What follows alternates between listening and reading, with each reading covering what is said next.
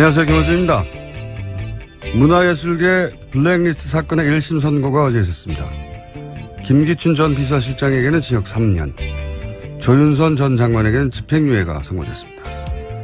특히 조윤선 전 장관에 대해서는 블랙리스트 업무를 인수인계 받았다 보기 어렵다고 법원은 판단해서 해당 혐의는 전부 무죄를 선고했습니다.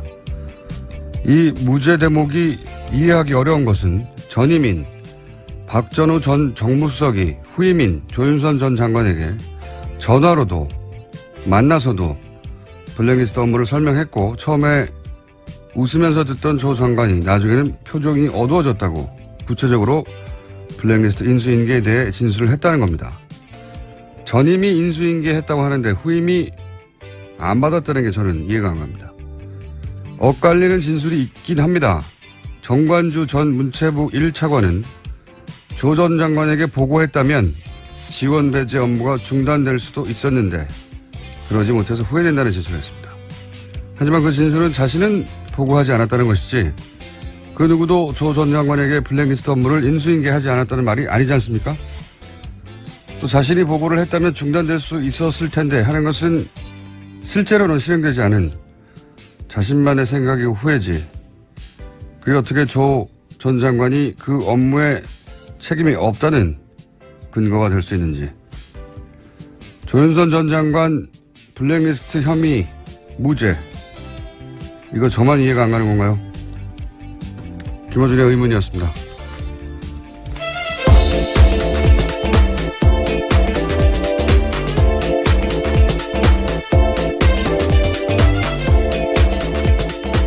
시사인의 김은지입니다. 네.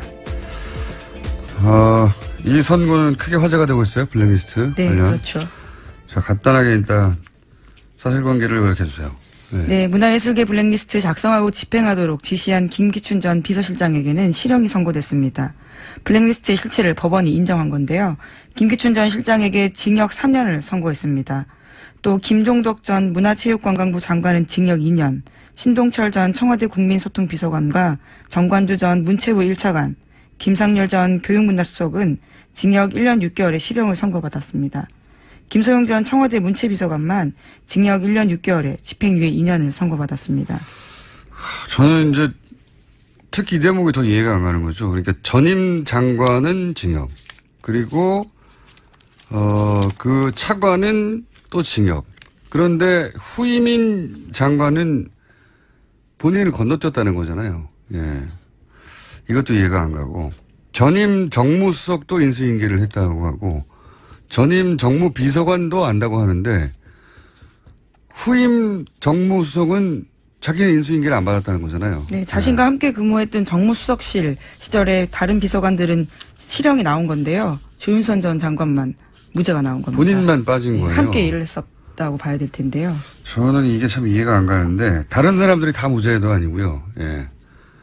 본인이 정무수석 되기 직전 정무수석이 인수인계했다고 하고, 본인이 장관 되기 직전 장관은 구속됐고, 본인이 장관일 때 차관도 구속됐고, 본인이 수석일 때 다른 수석도 구속됐는데 본인만 안 된 겁니다. 전 잘 이해가 안 가는데, 어쨌든 블랙리스트 관련 혐의는 모두 무죄로 판단했다고 하고, 이 관련해서는 저희가 잘 이해가 안 가서 뉴스공장에 법무수석이 있습니다. 네. 법무수석이요? 네. 네. 이정렬 전 판사님. 부장판사 출신쯤 되면은, 예, 요 사안에 대해서 궁금증을 풀어주실 수 있을 것 같아서 저희가 잠시 후에 미디로 연결해 보겠습니다. 근데 많은 분들이 이해가 잘 안 가는 것 같아요. 예. 왜 무죄인가 하는 기사도 그래서 많이 나왔어요. 네, 재판부가 그 관련 간략하게 설명했습니다. 말씀을 좀 드리자면요. 조윤선 전 장관이 정무수석 부임 당시 비서관들과 공모해서 지원 배제를 승인했다고 보기에 부족하고, 정무수석실이 관여를 했다고 해도 보고를 받거나 관련 지시를 했다고 인정하기에 부족하다. 그러니까 증거가 부족하다라는 취지의 이야기를 했습니다. 아니, 이게 본인이 정무수석이 되기 이전에 계획되고 실행된 거죠. 하지만 본인이 있는 동안도 계속 실행이 됐거든요. 예. 그러니까 본인이 승인할 필요가 없죠. 애초에 본인이 있기 전에부터 승인돼서 시작되고 있었는데 승인하지 않았다는 게 무죄의 이유는 될 수 없는 것 같고, 그럼 본인이 이제 이 사실을 알고 있었느냐? 그렇죠? 그리고 막을 수 있는 위치에 있었잖아요. 네, 거기다가 지난 4월달에 문화체육관광부 직원들이 나와서 직접 증언한 바도 있는데요. 조윤선 장관이 보고를 받고 이 정도냐라고 그 반응을 보이면서 블랙리스트 하지만 정책을 중단하진 않았다라는 증언도 나온 바가 알고도 있거든요. 있었고 사실은 지금 구속된 차관이나 장관이 아니라 그 밑에 직원들로부터 보고를 받았다는 얘기, 그 증언도 문체로부터 나왔는데 왜 그런 증언들은 이렇게 중요하게 취급이 안 된 건지. 주무장관이었기 때문에 막을 수 있었잖아요. 그 전에는 정무수석 때는 정말 승인도 하지 않았고 제대로 보고도 받지 않았다고 칩시다. 주무가 아니어서. 문체부 장관은 주무잖아요. 주무. 그러면 충분히 막을 수 있었는데 범죄 행위를 알고도 묵인하거나 방조하는 거 아닌가요? 최소한 본인이 직접적으로 주체적으로 하지 않았어도 그렇게 문제를 따졌어야 할 것 같은데 여하간 조윤선 전 장관만 이 부분이 무죄가 됐습니다. 잘 이해가 안 가는데 잠시 후에 법률적인 부분은 따져보기로 하고요. 그래서 언론들이 왜 무죄인지 각자 자기들 나름대로 해석을 내놓고 있는데 뭐 사실 크게 와닿진 않아요. 네. 많은 언론들이 왜 무죄인가 기사를 내긴 냈습니다만 요약하면은 직접 승인하고 직접 지시하지는 않았다라고 판단한 것 같다. 이 정도 추정이거든요. 예. 네, 그렇죠. 증거가 부족하다는 취지인데요. 어제뿐만 아니라 다른 부분도 눈에 띄는 게 있었습니다. 박근혜 전 대통령 책임 부분도 재판부가 명시한 게 있거든요. 예. 네. 근데 이제 여기서 공범 관계를 인정하지 않은 거기 때문에 박근혜 전 대통령 블랙리스트 관련해서는 공범 혐의가 있는 걸로 아는데, 예. 그 부분은 어떻게 될지 또 물어봐야 되겠습니다. 이 재판의 결과가 박근혜 전 대통령의 재판에 영향을 미칠 수 있다. 이 재판 자체로는 그런 판결 내용이 없지만 그 결과가 미칠 수 있다고 하는 전문가들 분석이 있기 때문에 그 부분도 한번 짚어보기로 하겠고요. 다음 뉴스는요? 네, 그렇지만 어제 재판에서 대다수 피고인에게 국회에서 위증한 혐의는 유죄가 인정됐습니다. 블랙리스트 사건 피고인 7명 중에서 4명이 위증 혐의로 기소됐거든요. 이 중에 김기춘 전 실장, 조윤선 전 장관 등이 포함되어 있는데 재판부는 위증의 의무를 충분히 인식하고 있으면서도 진실을 은폐하는 데 급급해서 위증했다라면서 유죄를 선고했습니다. 국회 위증을 유죄로 대부분 인정한 거는 우리가 의미를 부여하고 주목할 만한 사안인 것 같습니다. 대부분 위증해도 흔히 말하는 솜방망이, 예, 대충 이렇게 넘어갔었는데 이번에는 책임을 분명히 따지긴 따졌습니다. 예, 그것이 위법하다고 따졌고 이 이야기 하면서도 저는 잘 이해가 안 가는 게 여전히 조 전 장관에 대해서 청와대 지시로 지원 배제 업무, 지원 배제라는 말도 참 웃겨요. 예. 블랙리스트죠. 예. 네. 블랙리스트 업무를 위해서 9,000명 명단을 작성한 사실이 있다는 거를 조 전 장관이 알았다고. 그 부분은 또 인정했습니다. 네, 알았다고 재판부도요. 했잖아요. 예.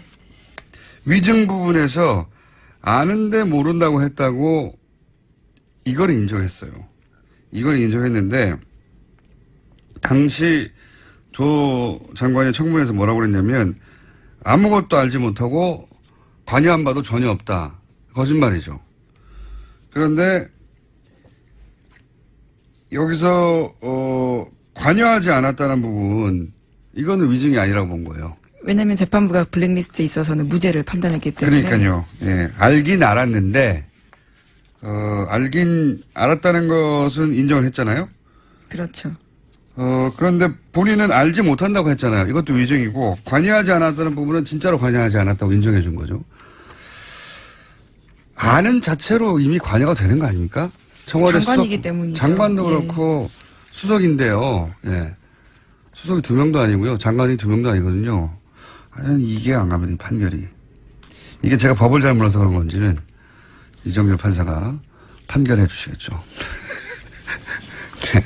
언론 기사만 보고 저는 이해가 안 가서 그 기자들은 판사를 해본 건 아니기 때문에 저희가 잠시 후에 저희 궁금증을 풀어보기로 하고요. 자, 다음 뉴스는요. 네, 문화체육관광부가 문화예술계와 함께 진상조사위를 출범하기로 어제 결정했습니다. 진상조사위 구성은 문화예술인 17명과 문화체육부 직원들이 함께 구성합니다. 제가 보기에는 문체부 이 판결에 대해서 받아들이기 힘든 부분이 있을 것 같아요. 꽤. 왜냐하면 문체부가 이로 인해서 가장 큰 피해를 받고 그리고 사실은 문체부 직원들 중에 이 일로 인해서 부끄러움도 크게 느꼈고 고백도 했고 실제 특검에 여러 가지 문서를 제공한 것도 그럼 참담함 때문에 제공했단 말이죠. 근데 자기들은 그렇게 느끼는데 장관이 아니라고 무죄로 나오면 후임 장관이 지금 조사회의 법률적 판단하고는 별개로 진상조사회를 꾸렸으니까 여기서 또 새로운 사실들이 추가로 나올 수도 있겠죠. 그럼 또 2심에서 반영이 될 수도 있을 것 같은데 문화계에서는 이게 이제 인정이 잘 안 되겠죠. 장관이 빠져나왔으니까요. 주무부처에 실행한 문화계에서는 뭐 인정하기 힘들다는 반응이 많이 있던 것 같은데. 네, 어제 유감 표명들 나왔습니다. 문화연대 문화정책센터 소장인 이원재 소장이요. 관련해서 이러한 판결들을 인정하기 힘들다라는 입장을 냈습니다. 문화연대뿐만 아니라 많은 문화예술계에서 말이 되느냐고 성명들이 나왔고요. 자, 그건 거기까지 하고요. 다음 뉴스는요. 네, 최순실 재산몰수 특별법이 어제 발의됐습니다. 국정농단 행위자 재산조사위를 설치하고 부정축제 재산은 법원의 영장을 발부받아서 소급해 몰수하는 것이 이번 법안의 핵심 내용입니다. 특별법 발의에 참여한 의원들은 132명입니다. 좀 더 필요하네요, 숫자가. 15명이. 특이한 것은 국민의당과 정의당, 심지어는 자유한국당에서도 김성태 의원이 한 명 있는데 바른정당에서 한 명도 없다는 점. 바른정당에는 사실 지난번 국정조사 때 굉장한 활약을 했던 분들도 있는데. 그렇죠. 스타 정치인들이 그때 탄생 많이 했습니다. 네, 어쨌든 물론 뭐 발의에 서명하지 않았다고 해서 이 법안이 이제 나중에 회의 때 통과시키지 않도록 반대표를 던진다. 뭐 이런 이야기는 아니긴 하지만 이건 참여는 하지 않았습니다. 자, 다음 뉴스는요. 네, 한국마사회 관련된 소식입니다. 한국마사회가 정유라 씨 등 승마 국가대표 선수단을 지원하기 위해서 마사회 예산을 쓰는 방안을 지난해 1월 초 현명관 당시 회장에게 보고한 사실이 확인됐다라는 보도입니다. 이게 오래돼가지고요. 이게 무슨 뉴스인지 잘 모르실 텐데 간단 요약하면은 삼성이 회장사인 대한승마협회가 최순실 씨에게 말을 지원하고 여러 가지 지원 계획이 있었다는 건 이제 확실한데 밝혀졌는데 그런데 마사회는 상관없다고 그랬거든요. 계속 부인했었어요. 우리는 상관없다고. 그렇죠. 계속해서 그런 입장이었습니다. 네. 근데 이제 마사회 회장도 삼성 출신이란 말이죠. 현명관 당시 회장. 여기서는 계속 우리는 최순실 정유라 지원한 적 없다고 했는데 알고 봤더니 처음에는 1,000억대, 나중에는 몇백억대, 나중에는 최종적으로 몇십억대 지원 계획이 있었던 거죠. 계획이 있었던 거고 정유라 지원 계획이 실제 있었다는 거고 그리고 이게 실행되지 않은 이유는 이제 마사회에서 박재홍 전 국가대표 감독. 네, 승마단 감독입니다. 이 감독을 정유라 지원을 위해서 독일에 보냈어요. 근데 이분이 갔다가 보니까 정유라 가르치는 건 못 해먹겠다고 귀국을 했거든요. 여러 가지 이유로. 아니 다른 선수들은 하나도 없고 선수라고는 정유라는 훈련도 안 하고 지원도 없고 그리고 돈은 중간에서 빼먹고 이분이 귀국을 했어요. 귀국을 해서 항의를 했단 말이죠. 이 문제에. 그 문제가 불거지기 시작하자 그 지원 대책이 실행에 옮겨지지 못한 것이지 그렇게 실행에 옮겨지지 못하자 우리는 한 적이 없다고 부인하고 있었는데 이제 계획이 있었다는 사실이 확인된 거죠. 네, 해당 문건이 나온 겁니다. 그러니까 한마디로 말해서 대한승마협회 마사회 말과 관련된 모든 기관들이 정유라 지원을 위해서 계획을 가지고 있었다는 그런 이야기입니다. 그게 계속 부인했는데 증거가 나왔다는 얘기입니다. 전방위로 정유라 선수 하나를 왜 지원했겠어요? 그거는 최순실 혼자만의 힘으로 됐겠는가. 당연히 박근혜 대통령의 뒤에서의 승인이 있지 않겠는가. 그런 입증하기 위한 물증 하나 더 나온 거죠. 자, 잠시 후에 저희가 바로 이정열 판사 연결해야 되기 때문에 오늘 좀 짧게 해야 될 것 같은데 제목 정도만 체크하고 넘어갑시다. 예. 네, 박근혜 전 대통령의 청와대에서 직무정지 중에도 업무 추진비를 하루에 800만 원꼴로 썼다라는 보도도 나왔습니다. 지금 현 정부는요? 예, 현 정부 같은 경우에는 하루에 760만 원 정도 차이가 납니다. 예. 출범초기에 매일매일 일하는 정부보다 직무 정지됐을 때 돈을 더 많이 썼다는. 네, 예. 그렇죠. 814만 원 꼴입니다. 평균. 예. 근데 이건 액수가 문제가 아니고 돈을 어디다 썼냐 이거죠. 지금 현 정부는 돈 쓰는 게 다 확인이 되는데. 예, 계속 공개하고 있습니다. 매일매일 확인이 되거든요. 어디다 얼마 썼고. 이 814만 원은 액수도 직무 정지된 당시 청와대로는 많지만 많은 게 문제가 아니라 돈을 어디다 썼는지를 모른다는 거예요. 예, 네. 대통령 기록관으로 이관해서 내역을 확인할 수 없는 상황입니다. 어디다 썼을까요? 네. 자, 다음 뉴스. 제목 정도 체크합시다. 예. 네, 홍준표 자유한국당 대표가 담배값 인하에 대해서 발언을 다시 한번 했습니다. 그러자 당내에서도 반발이 있습니다. 담배값 인하는 사실은 원내에 있는 의원들은 이게 분위기가 안 좋다는 게 느껴지거든요. 사실. 이게 기분이 나쁜 겁니다, 기분이. 그러니까 담배값을 인상한다면 기분이 좋아야 되잖아요, 흡연자들은. 그런데 아니, 우리를 뭘로 보고 이렇게 이랬다 저랬다 하나. 기분이 나쁜 거거든요. 우리를 바보 취급하나, 사람들이. 그 정서적 반응을 잘 이해 못하는 게 있는 거고, 또 하나는, 홍준표 대표의 힘을 빼는 거죠. 예, 왜냐면 이제, 곧 이어 지방선거가 있기 때문에, 네, 여기서 힘을 빼놓지 않으면, 홍준표 대표가 주도해서, 지방선거에서 이제, 친박 진영에, 봉천이라든가 이런데 너무 크게 하여튼 힘을 빼깁니다. 네, 요 얘기는 하다 말아야 되겠네요. 나중에 한번 좀 다루기로 하고요. 여기까지 하겠습니다. 네, 시사인의 김은지였습니다. 감사합니다.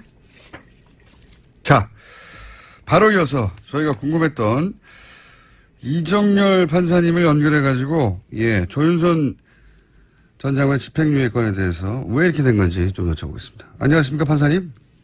안녕하십니까. 네. 저 뉴스공장의 법무수석으로서, 예. 무슨 말씀이에요? 저 영장 해설, 뭐라고 하시는, 영장 전담 해설이라고 하시는데 왜 갑자기. 예. 하여튼 그때그때 달라집니다. 예, 직책이. 예, 알겠습니다. 네. 우선 법원이 무죄로 판단한 이유를 좀 전문가로서 설명해 주십시오. 일단 조윤선 전 장관에 대한 부분을 보면 네. 지금 큰 틀을 먼저 말씀을 드릴까요? 아니면 그 부분만 먼저 말씀을 드릴까요? 큰 틀부터 말씀해 주십시오. 그러면. 예. 예, 일단 지금 이 사건에서 그 큰 틀에서 재판부가 이 사건을 보고 있는 시각이 그대로 드러나고 있는 부분이 있습니다. 네.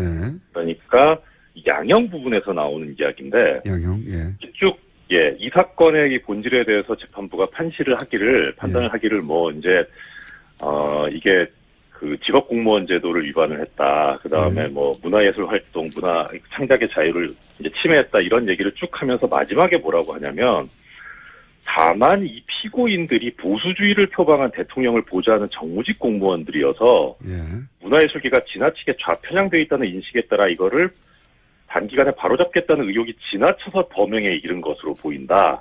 그래서 이게 특정 개인 등의 사익 추구를 목적으로 국가 권력을 남용한 다른 국정농단 범행과는 성격이 분명히 다르다. 아하. 이렇게 지금 판단하고 있어요. 아하. 그러니까 이것은 이제 재판부가 그야말로 이 부분에 대해서 어떤 사익 추구가 아니기 때문에 국정농단이라고 하는 것을 아주 가볍게 보고 있는 거죠. 이 블랙리스트라고 하는 것을.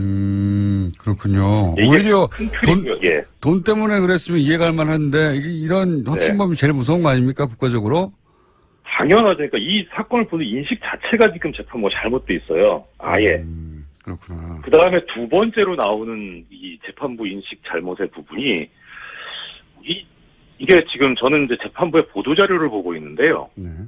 이게 보통은 이런 얘기를 안 하는데 보도자료에 이런 얘기가 나옵니다. 이 사건에 있어서 노태강 전 국장을 이제 해임하는 부분, 그 부분에 있어서는 대통령의 공범이다. 박근혜 전 대통령의 공범인데 해임은 공범인데. 그 이외의 부분에서는 특히 이제 문화예술계 지원 배제 부분에선 공범 인정하기 부족하다. 아하. 얘기를 하고 최순실은 전부 다 공범이 안 된다. 오. 그거를 별도의 보도자료를 냈어요. 그래서 어허. 뭐 굳이 이렇게까지 하나. 음. 그다음에 이제 또 하나 그러면 그 얘기는 박근혜 전 대통령이 블랙리스트와 관련해서는 공범이 안 된다고 이 재판부는 판단한 거죠.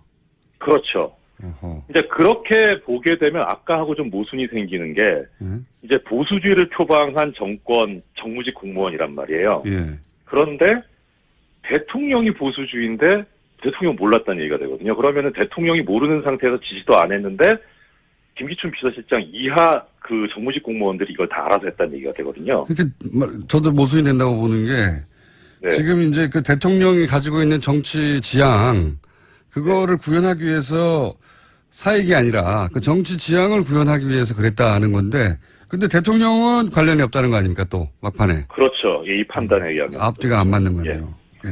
그리고 그것이 판사님? 이제 극명하게 예리하십니다. 저기 방송사고 나기 전. 역시 부장판사는 아무나 되는 게 아니고 예리하십니다. 예. 또 하나 이제 드러난 것이 뭐냐면 김기춘 전 실장이 이제 징역 3년의 실형을 선고받았는데 네. 사실 이 사건에 있어서 공소 제기된 부분 중에 강요 부분은 전부 다 무죄가 났어요. 강요가 무죄다. 예. 네, 전부 다 무죄가 났고 직권남용 부분도 상당한 부분 무죄가 났는데 그럼에도 불구하고 3년이 선고가 됐어요. 이게 어떻게 보면 이제 일반 국민들 입장에서는 이 3년 너무 낮다라고 판단하실 수 있는데 예. 근데 이 법률적으로 해석을 해보면 이 3년은 상당히 중요해요. 그러니까 어떻든 김기춘 씨는 전과가 없잖아요. 초범이잖아요. 네. 예, 초범인데다가 이 기소된 범죄 사실 중에 상당 부분 무죄가 났고 일부만 지금 유죄가 났는데 그걸 실형 3년을 선고한다는 거 상당히 무거운 거거든요. 그러면은 이 재판부의 판단은 아까 그 부분이랑 궤를 같이 한다고 보여요. 그러니까 이것은 박근혜 최순실까지 가는 부분이 아니라 김기춘서부터 시작된 거다. 이렇게 막아버린 거죠. 그러니까 김기춘 전 실장에 대한 형이 너무 높아요. 행간에 지금 그런 그 해석이 깔려 있는 거군요. 인식이. 네. 예. 그러니까 이게 쭉 나오는 것 같아요. 그러니까 박근혜 전 대통령은 공범이 아니고 이것은 김기춘 전 실장이 기획해서 실행한 것이고 그러므로 김기춘 전 비서실장이 책임이 크고 그리고 나머지 그 사람들 중에 특히 조윤선 전 장관은 상관이 없다 여기에. 왜냐하면 김기춘 전 실장이 직접 조윤선 정무수석이 오기 전에 계획을 해서 실행하고 그렇죠. 있던 거였기 때문에 이렇게 그렇죠. 논리를 구성한 거군요. 네. 그렇죠. 그 말씀 드렸어야 되는데 먼저 공장장님께서 말씀하신 정말 예리하십니다. 판사님 서로 이런 얘기를 이제 하지 않는 것으로. 자 그러면 제가 궁금한 건 이겁니다. 네. 그냥 쉬운 말로 하면 판결 들으면 그러면 김기춘 비서실장은 지시하고 승인했지만 조윤선 정무수석은 건너뛰었고 그리고 그 아래 비서관들이 했다는 소리가 되는 거 아닙니까? 네, 그렇죠. 이게 진짜 이상한 상황인데. 한 부분은 이제 이거는 이제 저는 동의할 수 없지만 판결문의 논리를 말씀드리겠습니다. 그러니까 아까 이제 공장장님께서 말씀하신 것처럼 이제 건너뛰게 되는데 이것이 왜 그러냐면 첫째는 이제 전 정무수석이 있던 시절에 기획되고 문건이 작성이 되고 쭉 이제 실행이 되기 시작했어요. 예. 그러면은 일단 이 소관 업무는 문화계 블랙리스트이기 때문에 교육문화수석실 소관입니다. 예. 가장 큰 이제 주범이 되는 주축이 되는 부서는 교육문화수석실이고요. 그렇죠. 다만 이제 여기서 이 정부적인 어떤 판단을 하려고 했는지 정무수석실이 개입을 합니다. 이제 총괄 기획을 하죠. 정무 쪽에서 이제 소위 말해서 정치적 판단, 정무적 판단 이런 걸 그렇죠. 했겠죠. 예. 예, 그렇죠. 그런데 지금 이 상황에서 지금 법률적으로 해결이 되려면 전임 정무수석이 후임 정무수석인 조윤선 전 장관에게 이제 인수인계를 하잖아요. 네. 그러면은 일단 그냥 그 시계열적으로 그 단면을 보면 조윤선 전 장관은 아무것도 모르는 상태에서 들어오게 되는 거잖아요. 네. 그러면은 전임 정무수석과 후임 정무수석 사이에는 공범관계가 있어야 됩니다.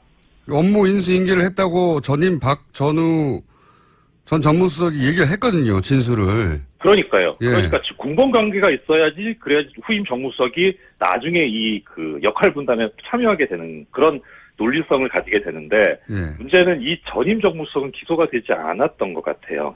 그 부분이 빠졌고, 네, 저도 네. 그 부분이 좀 이상했고요. 왜냐하면 박전호 전 정무수석은 통화로도 혹은 만나서도 이제 앞으로 할 업무니까 블랙리스트 업무를 후임인 조윤선 수석에게 전 수석에게 당시 업무를 설명했고 그 얘기를 듣다가 처음에 웃다가 나중에는 심각해져가지고 표정이 어두워졌다. 구체적으로 진술했거든요. 내가 인수인계했다고. 네, 그렇죠. 그러니까 여기 재판부에서도 그래서 뭐라고 판단하고 있냐면 전임 정무수석 재임 당시에 이런 보고서가 작성이 됐고 그래서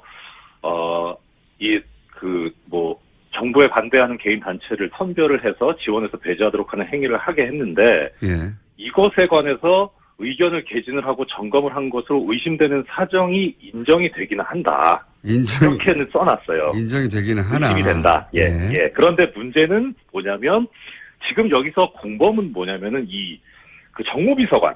예. 예, 이 정무비서관이 지금 공범으로 돼 있는데 정무비서관은 실제로는 전임 정무수석 하에서 이제 여러 가지 행동을 한 것으로 지금 기소가 돼 있고 그 범죄 사실에도 그렇게 돼 있고요. 그다음에 예. 이 사람하고 지금 후임 정무수석인 조윤선 장관 사이는 별다른 지금 연결고리가 안 보여요. 판결문상으로는. 그게 저도 그게 또 이해가 안 가는 게요. 네. 전임 정무수석도 블랙리스트를 인수인계했다고 하고 그리고 그 정무 비서관도 여기에 혐의가 있고 그리고 네. 특히나 전임 문체부 장관도 구속이 되고 그리고 문체부 차관도 구속이 됐는데 오로지 조윤선 정무수석과 조윤선 문체부 장관만 건너뛰었다고 이게 이야기가 되는 거거든요. 쏙 빠져서. 그러니까 예, 법률적으로 보면 전임 정무수석이 이 지금 공범관계 고리에서 빠져 있는 것이 그러니까 기소 단계에서 그렇게 된 것 같긴 한데 예. 그것이 지금 법률적으로 보면 무죄가 나오게 되는 가장 큰 원인이었던 것 같고 고리가 빠졌다. 더 큰 거는 예, 더 큰 거는 지금 이것을 그러니까 어느 한 순간 시간마다 단편적으로 보게 되면 그런 판단이 가능할 수도 있어요. 있지만 예, 크게 보면 이 조윤선 전 장관이라는 사람은 박근혜 대통령 후보 시절부터 여기에 관여하고 있는 사람이잖아요. 그러니까 큰 아주 그림을 가까운 그리는 사람이고, 네네. 예. 그리고 최종적으로 이 사람이 가는 곳이 문화체육부 장관이거든요. 여기는 완전히 이 블랙리스트를 실행하는 그 손발이 되는 자리에 가게 되잖아요. 그렇죠. 그러니까 기획부터 집행까지 풀코스를 다 담당했던 분인데 그 주요 어느 코스에. 한 단면만 보고 이것이 직권남용이 아니더라고 본 것은 너무 단편적으로 본 거다 재판부가. 그럼 이거 어떻습니까? 그러니까 재판부의 판단을 10분 받아들여서 네. 이전 정무수석과 그 비서실장이 다 결정해 놓았고 그래서 그 네. 루틴이 이미 짜져 있어서 본인이 새로 승인하거나 지시할 내용이 없었다. 그래서 본인을 건너뛰었다라고 인정한다고 하더라도 네. 본인이 그걸 막을 수 있는 위치에 있었잖아요. 문체부 차관으로. 그러니까 네, 알았다는 맞아요. 것까지는 재판부도 인정을 했으니까 적어도 범죄 행위가 자신의 주무부처에서 실행되고 있으면 적어도 그거를 방조한 죄는 물어야 되는 거 아닙니까? 그렇죠. 이게 그런데 기소 자체가 이제 공동정범으로 돼 있어요. 공동정범은 그러니까 정범이기 때문에 일종의 주범의 한 형태인 거죠. 아하, 그래서 주도하진 않았다. 아하. 예, 역할 분담이 있어야 되는데 그야말로 이 사람이 빠지게 되면 아예 이 범죄 자체가 안 이루어지는 그런 정도의 역할 분담이 있어야 되는데 지금 공장장님 말씀하신 대로 충분히 방조는 되는 상황인데 공동정범으로 기소가 돼 있고 사실 그게 또 맞는 거죠. 오히려 그렇죠. 방조라기보다는. 네. 네. 그래서 특검도 그쪽을 봤기 때문에 공동정범으로 기소를 한 것 같은데 사실 방조로 가기는 좀 실체적인 진실하고는 안 맞으니까 아마 그러지 않았나 싶은 생각은 듭니다. 알겠습니다. 네. 그런 허점들이 있고 기소 단계에서 약간 허점이 있었고 그리고 재판부가 이거 너무 협소하게 판단한 게 아니냐라고 이제 네, 그렇죠. 지적을 하신 거군요. 그리고 이 결과로 박근혜 전 대통령의 공범 혐의를 입증하는 데도 어려움이 좀 생겼다. 그런 말씀이신 거죠. 일단 너무 이례적으로 재판부에서 박근혜 전 대통령이나 최순실 씨의 공범관계가 인정이 안 된다는 보도자료를 낸 게 이례적이긴 한데 일단은 이 사건은 블랙리스트 관련해서 김기춘 전 비서실장을 필두로 한 그 비서실과 이제 문체부의 관련된 사람들에 대한 재판이었기 때문에 박근혜 전 대통령이나 내지는 최순실 씨가 이 블랙리스트 작성에 관여하게 되는 부분에 있어서 어떤 역할을 하는지에 관한 그런 심리는 사실 중요하게 이루어지지는 않거든요. 알겠습니다. 오늘 여기까지 듣고요. 예. 예리하셨다는 말씀을 남기고 또 조만간 요건에 대해서 다시 한번 연결할 기회가 있지 않을까 저는 싶습니다. 왜냐면은 문화계에서 반발이 심하거든요. 네. 오늘 여기까지 듣겠습니다. 네. 감사합니다. 네, 고맙습니다. 네. 이정열 전 판사님이었습니다. 최순실 재산 추적 프로젝트 쇼미더머니 은닉재산 프로파일러라는 신종 직군을 만드신 안원구 전 대구지방국세청장님 나오셨습니다. 안녕하십니까. 안녕하십니까. 예. 유럽에 다녀오셨어요. 네. 유럽에 다녀오셔가지고 저희가 애타게 기다리고 있습니다. 새로운 소식을. 이번 유럽 방문이 세 번째인가요? 저는 세 번째고 안민석 군은 네 번째고 그렇습니다. 자, 세 번째 계속 세 번이나 하셨는데 이번에는 8박 9일 동안 5개 나라 독일, 스위스, 리히텐슈타인, 오스트리아, 헝가리 많이 이동하셨어요? 예, 그렇습니다. 네. 한 2,000km 다녀왔죠. 2,000km. 네. 급하게 다녀오셨는데. 자, 일단 유럽을 방문했더니 혹시 안원구 청장님을 알아보거나 혹은 잘 듣고 있다는 사람들이 많던가요? 예, 엄청나게 알아보더라고요. 저는 사실 저를 알아볼 수 없을 줄 알았는데. 효과음. 저도 알아보는 거지만, 유수 공장에 대한 교포들, 교민들이 상당히 많은 사람들이 듣고 있고. 대단하다니까요. 인기가 대단해요. 실감하셨죠? 예, 그리고 우리 김원 총수가 오면 좋아하는 고기 재어놨다가 꼭 드리고 싶다고. 예, 효과음 나왔습니다. 저희가 안 계신 동안 효과음 여러 가지 개발해놨거든요. 네. 아, 그렇습니까? 네. 저를 천둥 번개로 알고 있더라고요, 그분들. 천둥 번개. 아니, 이럴 때는 천둥 번개가 효과음을 나와야지. 자꾸, 참. 게을러가지고, 저희 PD가. 하나 하면 계속해요. 자, 어쨌든, 그럼 유럽에서 듣고 계신 뉴스공장 팬 여러분, 안원구 청장님 잘 돌아오셨고요. 예. 그리고 고기 재놓고 있다는 분, 언제 갈지 모르는데, 고기를 좀 썩겠습니다. 발효가 되겠네, 고기. 자, 가서, 이제 여러 가지를 또 새로 밝혀내신 걸로 혹은 어떤 정황을 잡은 걸로 알고 있는데 그 중에서 가장 귀가 솔깃했던 건 전화도 잠깐 연결했었지만 최순실 재산이 이미 옮겨지고 있다. 예, 그렇습니다. 우리 최순실 씨가 이제 감옥에 있고 그리고 정유라 씨도 이제 군대에 돌아왔고 최순실 씨, 정유래 씨도 한국에 있고 그러면 가족들이 다 여기 있는데 거기서 재산이 그대로 있겠거니라고 짐작하고 있었는데 그게 아니었다는 거죠? 예, 지금 독일을 중심으로 한 유럽 쪽에서 있던 재산들은 그동안에 그 재산을 형성하거나 은닉하는데 도움을 줬던 분들이 그대로 있잖아요. 네. 그러니까 그렇죠. 이 사람. 그분들은 그대로 있죠. 예, 이분들이 구속되는 거하고는 전혀 관계없이 그렇죠. 활발하게 지금 아직도 움직이고 있다는 정황을 오히려 봤고요. 더 활발해졌을지도 모르겠습니다. 그렇습니다. 지금 일부는 지금 정리를 하고 있고요. 네. 또 정리하는 걸 따라가다 보니까 또 새로운 그동안에 우리가 알지 못했던 재산까지 발견하는. 새로운 재산도 발견했고. 예, 그렇습니다. 정리는 예를 들면 어떤 식으로 하고 있습니까? 지금 다른 사람 앞으로 그 재산을 넘기는 거죠. 그럼 이제 넘기는 과정을 저희들이 추적하다가 그동안에 몰랐던 재산을 또 발견하게 된 것인 거예요. 넘겨받는 사람은 그럼 누굽니까? 조력인으로 보이는데요.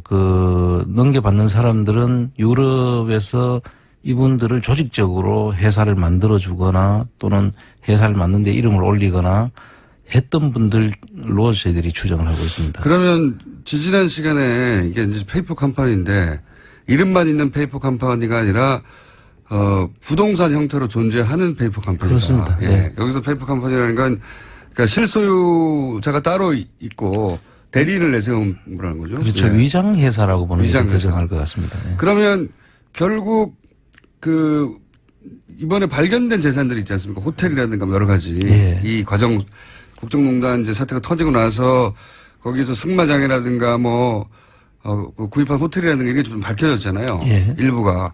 근데 그런 재산들이 결국은 최순실 씨 다른 재산을 대리했던 위장회사로 넘어가는 겁니까? 그렇죠. 그리고 사실은 이 재산들은 범죄 수익에 관련된 재산으로 봐야 되거든요. 예. 그 최근에 이루어진 것이고요. 특히나 확실하죠. 그건. 예. 최근에. 그래서 이런 부분들은 범죄 수익을 우리가 환수를 하기 위해서 이 확정이 되기 전에는 확정전 보존 압류라는 조치를 취해서 그 재산이 없어지지 않도록 국내에서라면 국내에서라면 그렇고 네. 또 외국에 있는 경우라도 그 외국 그 당국과 협조를 해서 네. 그런 조치들이 되도록 했어야 되는 거죠. 되는데 거기까지 챙기지 못했군요. 그렇습니다. 그 틈 사이에 이 재산들이 그러면 그 대리인 위장회사를 갔다는 건 결국 최순실 씨 재산이 이름만 바꿔서 그냥 옮겨졌다는 거 아니에요? 이제 그게 사실 조사를 통해서 밝혀지면은 이제 사행위 취소를 통해서 이제 그걸 밝힐 수는 있습니다. 그런데 그 한 단계를 더 넘어야 되니까 사실 힘들게 돼 있죠. 그러니까요. 그러면은 그것이 위장회사이고 지금 그 발견됐을 때는 최순실의 재산이었는데 확실히 예. 지금은 위장회사로 의심되는 회사로 넘어갔으면 그 위장회사가 위장회사라는 것까지 밝혀야지 이제 환수할 수 있는 거죠. 그렇습니다. 예. 이거 어려워지는군요, 점점. 그리고 또 새로 발견된 재산도 있다고 하는데. 예, 그분들 이름을 우리가 이제 그 새로 산 사람들이 누군지 없어지면서 그 산 사람들이 누군지를 밝히다 보니까 나이가 뭐 23살, 24살 정도 되는 아주 나이가 어린 사람들이 취득을 한 거죠. 그 독일에서는 그런 사람들이 그걸 취득할 수가 없거든요. 그렇죠. 23살이 갑자기 뭐 수십억을 들여서. 네, 그래서 저희들이 이제 들어가 봤고 네. 들어가 보니까 저희들을 일거수일투족 감시를 하면서 네. 그 커피숍을 우리가 이용을 하러 들어갔는데 너는 손님도 아니다. 꺼져라. 지옥에 나가라. 뭐 이런 식의 이야기가 있었습니다. 그 커피숍에 들어가자마자. 예, 우리가 들어가는 사실을 어떻게 아는지 다 지켜보고 있다가 그런 식으로. 꺼져라. 예. 지옥에 나가라. 생긴 게 마음에 안 들어서 그런 거 아닐까요, 혹시? 그럴 수도 모르죠. 아니, 이 효과보다는 차라리 전동 번개가 나은 것 같은데. 어쨌든, 죄송합니다. 저희 PD가 좀 짧아요. 여러 가지. 생각도 짧고, 자원도 짧고, 자. 그러면, 새로운 재산, 그러니까 탐문 과정에서 새로운 재산도 발견됐다고 하는 그 새로운 재산 중에, 약간만 공개하시면요. 다 공개하면 또 예, 이제 도망갈라. 저희들이 들어가는 그 호텔, 예. 새로운 호텔 하나 하고, 그리고. 새로운 호텔도 들어가 봤더니 그게. 그 자리에서 저희들이 쫓겨난 거죠. 근데 그 새로운 호텔이 이리저리 확인해 보니까 최순실의 재산이었다. 재산일 걸로 저희들이 지금 보고 있습니다. 근데 쫓겨났다는 이유만으로 그렇게 생각하기는 어렵잖아요. 그냥 그렇죠. 여러 가지, 그거는 나중에 저희들이 혹시 다른 스포트라이트, 방송에서. 스포트라이트. 아니, 스포트라이트 팀이 JTBC에 같이 간 것까지는 제가 알겠는데, 굳건하게 약속을 하셨나 봅니다. 어제 안민석 의원도 그러고, 안민석 의원에게 매일매일 전화 온대요. 제발 말하지 말아달라고. 그런 부탁을 받으셨군요. 어쨌든 거기서 새로운 재산을 발견했다. 예. 예. 그것은 스포트라이트를 통해서. 사실은 그 그림을 보면 금방 이해가 될 수 있는 그런 곳입니다. 예. 그러면 그 재산은 지금 말씀하신 걸로 비추자면 호텔인 거네요? 호텔하고 또 저희들이 관련 머니하우스를 통해서 확인을 해보니까, 화장품 회사 또 화장품 회사. 승마장. 승마장이요? 예. 그리고 이거는 제보에 의한 건데 오스트리아에도 호텔을 샀다는 제보가 있어요. 그래서 지금 저희들이 그동안에 그 제한된 시간 내에 저희들이 찾고 그렇죠. 있는 중이긴 한데 그러다 보니까 그동안 몰랐던 재산들도 사실 지금도 더 많이 있을 것으로 저희들이 보고 있습니다. 그렇겠죠. 뭐 갈 때마다 계속 자꾸 늘어나는 거니까요, 지금. 예. 이번에 가서 호텔도 찾고 승마장도 찾고 화장품 회사도 찾으셨다고요? 아하. 자세한 내용은 스포트라이트를 보시면 되겠고, 스포트라이트 나온 다음에 제가 더 자세하게 얘기하겠습니다. 스포트라이트가 언제 하죠? JTBC에서 광고비 받아야 될 것 같은데. 자, 재산을 새로 찾았다. 네. 그중 호텔도 있다. 근데 그 호텔은 그러면 최순실 씨 호텔이라고 찾은 곳에서 근처에 있는 호텔인가 보죠? 예, 그렇게 멀지 않습니다. 왜냐면 뭐 그냥 들어가서 커피 마시려고 그랬더니. 예, 같은 술밑엔 지역이고요. 그렇군요. 예.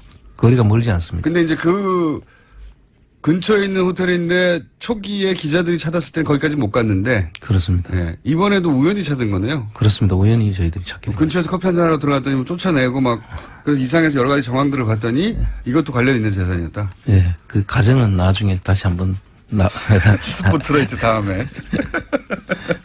그리고 그 안민석 의원이 또 한마디 저희 지난 시간에 지난 코너에서 넘기고 간 말이 뭐냐면 중요한 제보자를 만났는데 정유라가 키맨이다. 정유라만 있으면 이 재산 문제는 문제가 없다.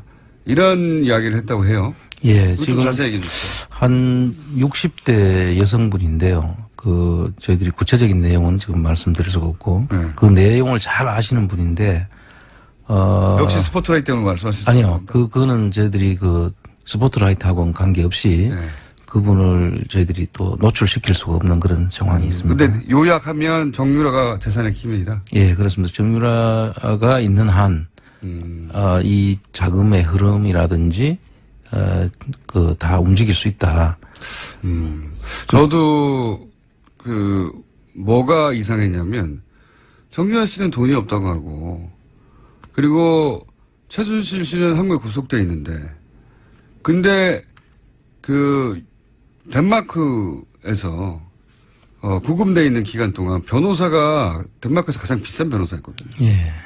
그런 사람들 몇 천만 원으로 안 되거든요. 그렇습니다. 그 돈은 도대체 어디서 났을까 궁금했었는데.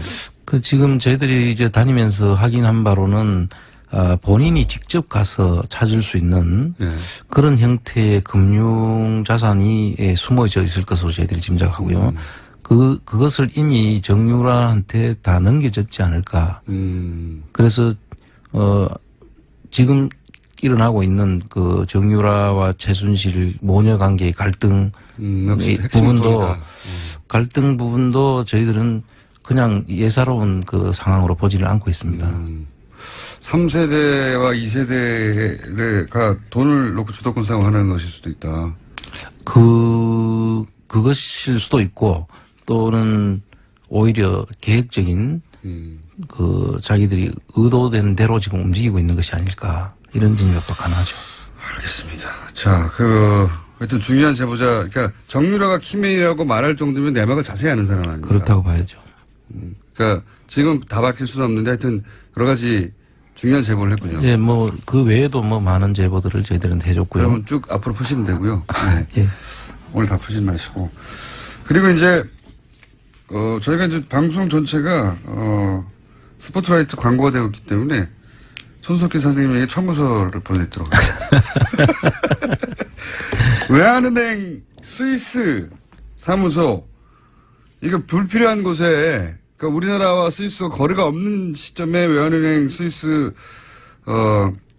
사무소가 만들어졌고 거기에 박근혜 전 대통령의 가까운 친척이 외환은행 장을 했었고 그분이 한국으로 돌아오자 그 은행은 문을 닫았고 지점 문을 닫았고 그리고 그것이 헝가리로 이동한 것으로 보인다라는 말씀을 지난 방송 마지막에 하시고 네. 시스로 가셨어요. 그렇습니다. 그 지점은 확인하셨습니까? 예, 지점은 그 스위스 유니온뱅크 또 크레딧 스위스 은행 그 같이 있거든요. 예.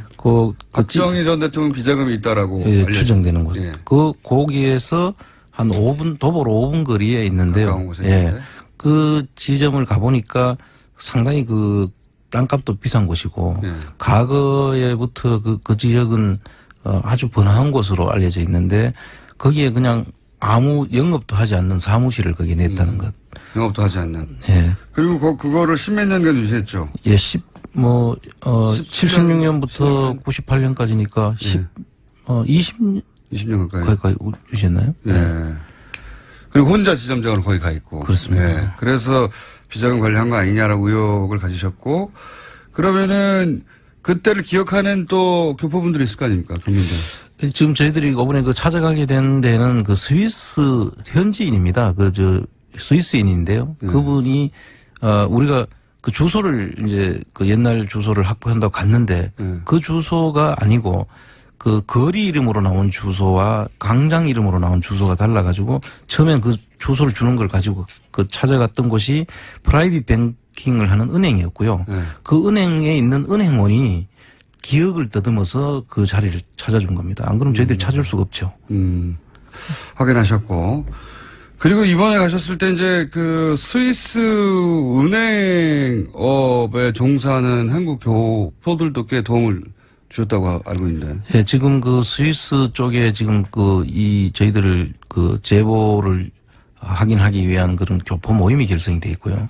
그 교포 모임 속에 스위스 뱅크에 근무하는 직원들이 있습니다. 그래서 한국 직원. 예, 한국 교포인데 그 직원으로 있는 분들이 있어서 그분들이 지금 눈을 부릅뜨고 찾고 있습니다. 지금. 네. 대단한 네트워크가 만들어지고 있습니다. 예. 이건 다 국가가 해야 되는 일인데 지금 사비로 하고 있는데 사비로 하는 걸 넘어서서 현지에 있는 분들이 자발적으로 나서서 네트워크를 만들고 그렇습니다. 네트워크와 지금 뉴스공장과 함께 안원구 총장님과 함께 그분들이 우리 김어준 총수의 팬들입니다. 그분들이 다. 암약하고 있습니다. 효과음 한 번 더 나갈까요? 헝가리로 이동했다고 해가지고 헝가리도 다녀오셨잖아요. 지금 시간이 30분밖에 안 남았네. 네. 헝가리까지는 오늘 다 다루지 못할 것 같고 여하간 헝가리는 다음 시간에 하기로 하는데 그 의구심을 가졌던 것을 일부 확인하셨습니까? 예, 저희들이 확인했다기보다는 여러 사람을 만나면서 그 의심이 더 증폭됐다. 증폭됐다. 그렇게 이야기할 수 있습니다. 알겠습니다. 열심히 노력하시고 이렇게 힘들게 성과를 만들었더니 JTBC가 열매를 따먹고 있습니다.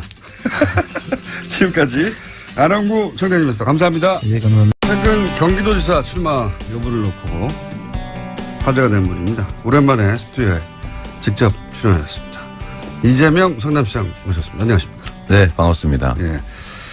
그 지지율이 1%대였을 때가 있었어요. 그때는 저희가 아무 때나 섭외를 할 수 있었거든요. 네. 예. 근데 대선 출마 지금부터는 섭외가 엄청 어려워. 그렇습니까? 예. 올챙이 쪽을 잊어버렸다. 제가 이제 대선 경선 끝나고, 네. 이제 몇 달 동안은 어쨌든 경쟁을 했던 사람 입장에서 이 선발된 선수가 이제 국민들의 관심을 받고 또 거기에 집중할 수 있도록 비켜서 있는 게 좋다. 그런 입장도 있었고, 저도 좀 쉬어야 되고 해서 그런 거지 우리 총수님이 불렀으면 당연히 왔죠. 요번에 좀 미뤄진 측면이 있어요. 여러 번 불렀는데 잘 안 오고 그래가지고. 예. 자, 대선 얘기 잠깐만 해보자면. 네. 얻은 게 뭐고 이런 게 뭡니까? 이번 대선 경선 과정에서 제일 많이 이기고 얻은 사람이 저라고 그러더라고요. 그러니까 기초단체장. 예. 기초단체장이 나름의 성과를 냈다고는 하지만 일국의 국가 지도자 선발전에 어쨌든 후보 선수 예선전이라 뛸 수 있다는 건 영광인데, 그런 정도만 해도 엄청나게 얻은 거죠. 맞습니다. 예. 처음 있는 일입니다. 처음 있는 일이죠. 예. 앞으로도 그렇게 쉽지 않은 다른 일인데. 나라에서도 사례를 찾기 힘듭니다. 예. 기초단체장 정도가 대선 후보로 마지막 순간 계속 거론됐다는 거는 예. 예. 얻으신 거고. 이런 얻은 거는 게 예를 들면 그 말고 또 있죠. 그건 개인적인 거고. 예. 저는 이제 우리 개혁 진보 진영의 의제들을 저는 우리 대한민국 사회에 중요한 의제로 만들어냈다라는 점, 예를 들면 기본소득이든지 정세든 또는 재벌 개혁 문제라든지 공정사회, 공정성장 이런 것들을 우리 국민들이 많이 공감하게 되지 않았냐는 생각을 합니다. 네, 이런 것들도 있죠. 근데 그건 사실 아주 매우 부수적인 것이고. 아니, 이런 것들 중심을 좀 얘기해 주세요. 이런 거라면 좀 좋은 기회였는데, 이게 또 막상 경쟁에 매몰되다 보니까, 좀 원래 가야 될 길에서 약간 벗어난 측면들이 있죠. 평정심도 좀 잃으신 적도 있죠. 그런 것도 좀 화도나고, 또 가끔씩은 과도한 욕망, 이런 게 분출되기도 하니까, 제일 결정적으로 좀 힘들고 좀 오버가 됐을 때 그런 때였던 것 같아요. 서울시장 미략설 이런 게 있었지 않습니까? 그러니까 우리 지지층들이 저를 의심하기 시작한 거예요. 일면 그런 의심을 할 만한 정황도 사실 있었고, 예를 들면 당대표냐, 대선 경선이냐, 이럴 때, 어쨌든 다 여러 사람들의 요청도 좀 있었던 측면이 있어서, 그걸 접었던 것도 있고, 예를 들면 이기려고 하는 사람의 자세가 맞냐 뭐 이런 의심을 하고 있는 터에 서울시장을 하기로 내락을 하고 짜고 치는 고스톱이다 뭐 이런 좀 소문이 광범위에 퍼지니까 SNS를 너무 많이 했다 이런 생각 안 하세요? 그런 것도 있죠. 제가 하지 말라고 그렇게 말씀드렸는데. 그래서 저희 했는데 그건 실제로 뭐 그 얘기 맞는 말씀이었는데 그 당시에는 좀 잘 안 받아들여지더라고요. 그렇죠. 바쁘니까. 바쁘기도 하고 할 일도 많고. 눈앞에 벌어지는 일이니까. 네. 지금은 오히려 제가 안 하잖아, 그죠? 그렇죠. 원래 지금 더 많이 해야 되는데 그때 비하면. 그 평정심을 조금 유지하지 못했던 면이 있어서. 그 정도 규모의 선거 싸움을 처음 해보셨으니까 이거는 배운 게 많으셨을 것 같아요. 그럼요. 그죠? 다음에는 그러면 안 되겠다는. 지휘자는 좀 멀리서 높이 서서 흥분하지 말아야 되고 평정심, 냉정함을 유지해야 되는데. 그러나 최전선에 서가지고. 이게 마이너의 습성이 남아 있는 거죠. 예를 들면 메이저가 돼야 되잖아요. 아니 시장님은 사실 이해가 가는 측면은 뭐냐면 혼자 힘으로 여기까지 왔어요. 사실. 그래서 그런 거죠. 네, 그 혼자 힘으로 습성이 남아 있다 보니까. 돌파해서 어려운 사정이 생기면 모두들 포기할 때 혼자 힘으로 최전선에서 계속 돌파해서 오다 보니까 대선도 혼자 힘으로 돌파할 수 있을 줄 알았던 거죠. 맞습니다. 그래. 어떤 상황들이 그래서 제 부족함이. 잘못하셨죠? 그럼요. 제 부족함이 많이 노출된 거죠. 네. 많이 이제 보완해야 되겠죠. 알겠습니다. 2달 전쯤에 제가 뵀을 때 그러면 앞으로 성남시장 3선이냐 경기도지사냐 서울시장이냐 네. 세 가지 옵션이 있는데 뭐 하실 거냐고. 일단은 뭐 사실 1년씩이 남았고요. 이제 내부적으로 제 뭐 의견이나 이런 건 정리해가는 단계가 분명하지만 아직은 뭐 이거 하겠다 저거 하겠다 이렇게 명시할 단계는 아닌 것 같아요. 세 가지 중에 가장 가능성이 그나마 높은 건 뭐 그래서 찍기는 좀 그렇고 제가 그렇다 잘 안 넘어가거든요. 그래요? 근데 그러면 순리 따라가는 게 제일 좋다. 그 결정을 가를 변수는 뭡니까? 예를 들어 박원순 서울시장님이 서울시장 3선에 도전하느냐 안 하느냐. 별로 저는 그거는 별로 큰 변수는 아닙니다. 극단의 사례를 들어본 거지. 예를 들어서 서울시장에 박원순 시장이 3선 도전을 한다고 그러면 서울시장에 도전하는 가능성이 좀 낮아지는 거 아닙니까? 사실 이게 매우 낮아지겠죠. 큰 변수 많네요. 아니. 근데 안 하더라도 그러면 서울로 갈 거냐? 그건 전혀 다른 문제죠. 그러니까 박원순 서울시장이 한다고 하면 낮아지긴 낮아지지만 박원순 시장이 서울시장에 도전하지 않는다고 하면 그럼 내가 가느냐? 그건 자동이 아니다. 네, 그거는 그래서 제가 순리라고 하는 얘기를 하는데 성남시장이나 아니면 작은 역할들은 자기가 선택해서 그 의지가 관철될 수가 있습니다. 그런데 예를 들면 서울시장 선거는 사실은 대한민국의 대통령 선거 다음으로 가는 지방선거에 꽂히고 두 번째 대규모 선거인데 이건 개인의 의지로 역시 돌파되는 게 아닙니다. 그걸 욕심을 내거나 아니 사적 이익을 개입시키면 실제로는 그 큰 흐름에서 벗어나는 순간이 뒤집어지는 수가 있거든요. 그러면 순리라고 하는 게 그래서 중요하다는 거예요. 박원순 시장이 3선 도전을 할 것 같다고 하는 측근의 이야기가 보도된 적이 있어요.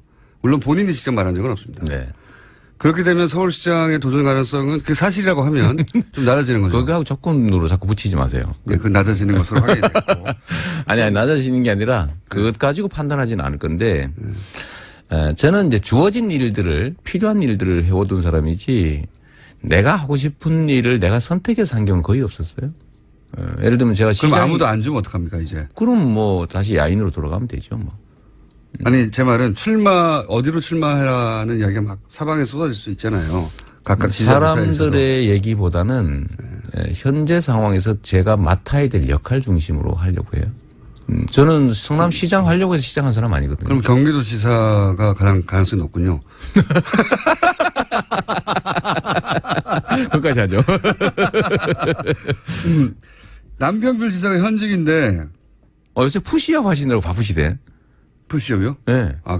역시 관심이 많구나. 네. 아니, 어제 기사가 났더라고요. 되게 재밌는 기사예요. 그래서 제가 페이스북에 들어가 봤는데 계속 푸시업 하고 계시더라고요. 체력 관리. 왜냐하면 이제 이재명이 오는구나. 붙어야 되니까. 그거 되게 재밌으시더라고요. 네. 자, 그럼 남경필 지사하고 다음 지방선거에서는 경쟁하는 것으로. 푸시업으로? 네, 푸시업이 됐든 어쨌든. 저는 장애인이라서 푸시업은 자신이 별로 없는데. 큰일 났네요. 당내 경선이 더 어렵지 않습니까, 오히려? 지금 현재 상태는 그렇게 보이죠. 그러니까 경기도지사 하겠다는 분들도 좀 있지 않습니까? 당내? 뭐 이분 저분들 말씀들 많이 나오던데요. 그러니까 다 알아보고 있어 지금 보니까. 아니, 또 모든 가능성. 저는 이순신 작전을 되게 좋아하는데 23전 23승 했잖아요. 예. 그런데 그게 우연히 이긴 것도 아니고 저는 그 작전의 결과라고 보거든요. 그중에 제일 좋은 작전이 뭐냐면 질 전쟁을 하지 않는다. 예. 이길 전쟁만 하죠. 왜냐면 피할 수 있으니까 그죠. 박원순 시장한테는 안 된다는 거고 그러면. 왜 이러세요? 두 번째는 이길 수 있도록 준비하는 거죠. 치열하게. 모든 가능성. 그래서 남경필 도지사 체력도 측정하고 있군요. 우연히 봤어요. 자꾸 그러지 몰지 마세요. 성남시장 3선의 요청도 꽤 있지 않습니까? 성남시청 내에서. 네. 시청 안이 아니고요. 예. 제가 재밌는 현상을 발견했는데 저는 대선 경선 때 성남에서 득표가 많이 날 줄 알았어요.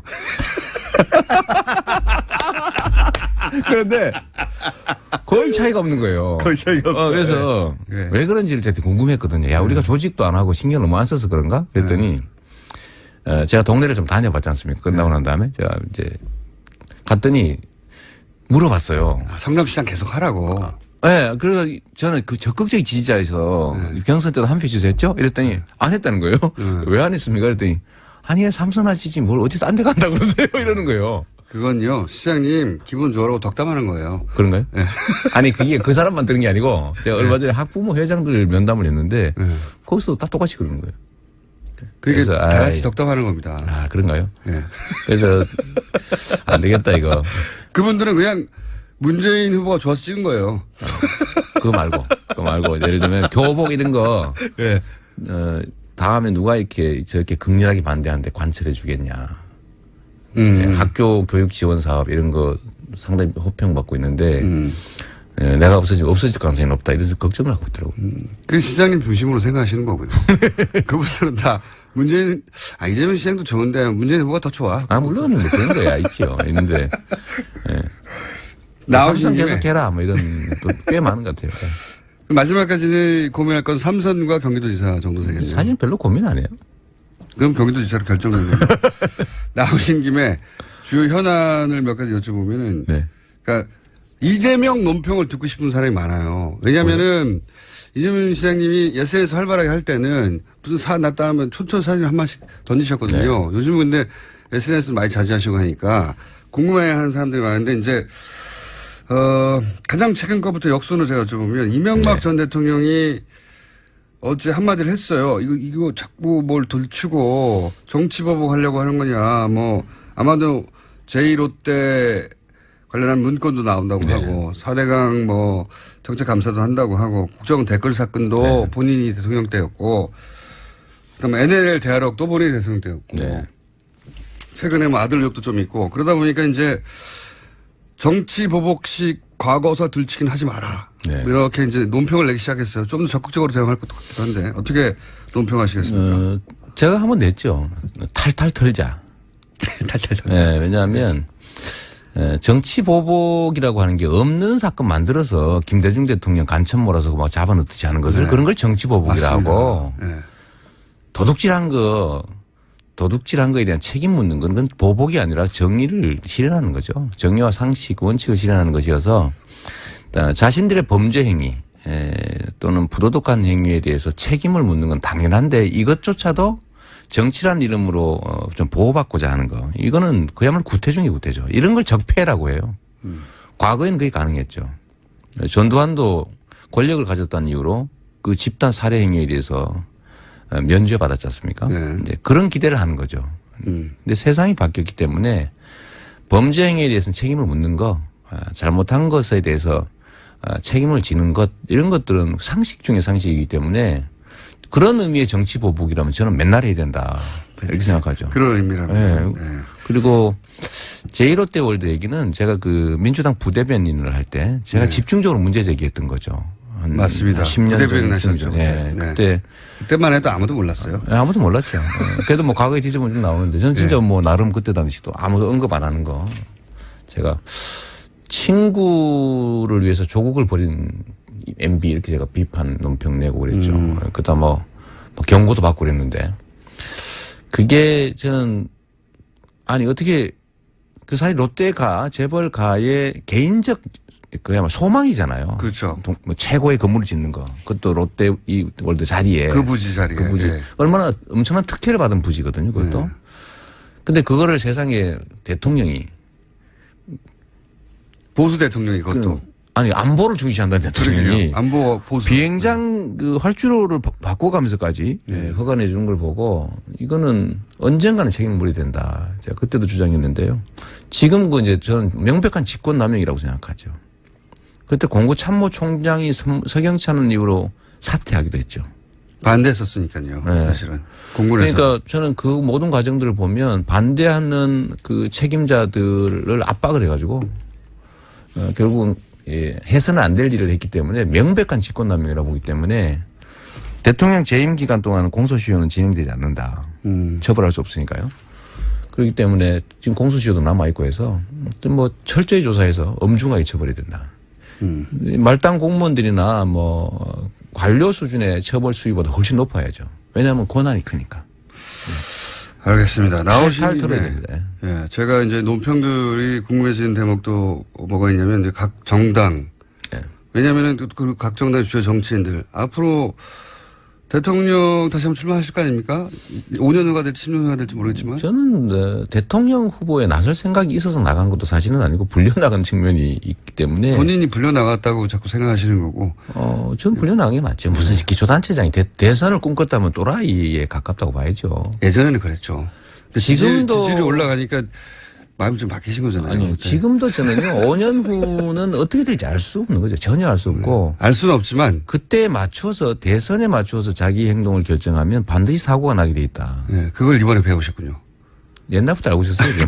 그래도 잠깐 잊어버리신 거예요. 네, 목표를 정하고 행동하면 현재에 충실하지 못하게 되거든요. 네. 항상 하셨던 말씀이죠. 그렇죠. 저는 더군다나 공직자가 공적 권한을 사적 목표에 맞춰서 행사하는 순간에 망하는 겁니다. 그렇죠. 준비는 되어 있어야 한다고 최선을 하셨으니까. 다해야죠. 그래서 제가 이제 궁금한 것은 최근의 정세에 대해서 어떤 식으로 판단을 하는가 혹은 잠재적인 경쟁자들에 대해서는 어떻게 판단하는가 혹은 각 정당의 미래에 대해서 어떻게 판단하는가 제가 여쭤볼게요. 네. 잠깐만. 나오신 김에 국민의당 제보조작 사건 마무리 단계잖아요. 네. 이 사건 관련해서 아직 해결되지 않은 점이 있다고 생각하십니까? 저는 그 국민의당이 이번에 예를 들면 팩트를 조작해가지고 조작해서 공작을 했다는 걸 보니까 저 당이 정말 저게 국민의 당이 맞냐. 그야말로 사적 욕망을 추구하기 위해서 범죄 행위도 마다하지 않는 그야말로 저기 당이 아닌 거죠. 그래서 너무 세게 나가시죠. 아니 당 아닙니다 저거는. 당이 아닙니다. 정말. 그래서 저는 쉽지 않을 거라고 봐요. 존속조차도 쉽지 않을 거다. 해소되지 않은 의혹이 있는가? 그건 잘 모르겠어요. 저도 법조인이라서 그래서 여쭤본 건데. 법률가라서 예를 들면 판결이나 법적 결정에 대해서는 논평하는 게 되게 조심스러운 측면이 있습니다. 왜냐하면 책임을 져야 되니까. 뭐 지금 현재 뭐 열심히 수사하고 있으니까 다 국민의당이 존속되기가 쉽지 않을 것이다. 앞으로 계속해서. 쉽지 않을 겁니다. 뭐 그 변곡점은 지방선거 정도 된다고 보시는 겁니까?